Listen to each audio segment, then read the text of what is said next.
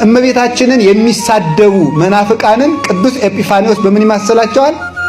ባበደ ውሻ ይመስላቸዋል። ያበደ ውሻ ምን ይላል ቅዱስ ኤጲፋኒዎስ? የመዝገበ ህብስት ወይም መዝገበ መድኃኒት የሚባል መጽሐፍ አለው። ፓናሪዮን ይባላል በግሪኩ። መዝገበ ህብስት ወይም መዝገበ መድኃኒት ማለት ነው። ለሁሉም መናፍቃን መልስ የሰጠበት መጽሐፍ ነው እና ቅዱስ ኤጲፋኒዎስ ምን ይላቸዋል? እነዚህ ሰዎች ለምንድነው እመቤታችንን የሚሳደቡት ይልና ውሻ ጤነኛ ሳለ ጌታውን ያውቃል፣ የጌታውን ሚስት ያውቃል፣ ልጆቹን ያውቃል፣ ቤተሰቡን ይለያል፣ ጎረቤትንም ይለያል። ማን? ውሻ። ውሻ ግን ባበደ ጊዜ ጎረቤት ይለይ የነበረው ልጆቹን ይለይ የነበረው ውሻ ባለቤቱን ጭምር መንከስ ይጀምራል። ባለቤቱን መንከስ ይጀምራል።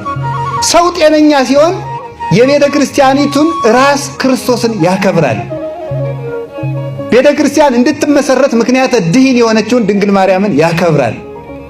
የክርስቶስ ቤተሰቦች አካሎቹ የሆኑት ቅዱሳንን ያከብራል። ሲያብድ ግን ቅዱሳንንም ይሳደባል፣ እመቤታችንን ይሳደባል፣ ራሱን ክርስቶስንም ይነክሰዋል። ክርስቶስንም አማላጅ ፍጡር ብለው ይሰድቡታል። በሷ ላይ ብቻ ተነስተው የቀሩ እንዳይመስላቸው። ለምንድን ነው ሲባል ውሻው በማበዱ ምክንያት የጌታው መልክ ይቀየርበታል፣ የቤተሰቡ መልክ ሁሉ ይቀየርበታል ይላል። መናፍቃንም አይምሯቸው ስለተነሳቸው ፈጣሪ የሆነው ኢየሱስ ክርስቶስ በፍጡር መልክ ይታያቸዋል። የፈጣሪ እናት የሆነችው እመቤታችን አንሳ ትታያቸዋለች፣ ጣዖት ትሆንባቸዋለች። በእነሱ ሕሊና ላንቲ ስብሐት የሱ ልጆች ሐዋርያት ሁሉ ቅዱሳን ሁሉ በእነሱ የተናቁ ይሆኑባቸዋል።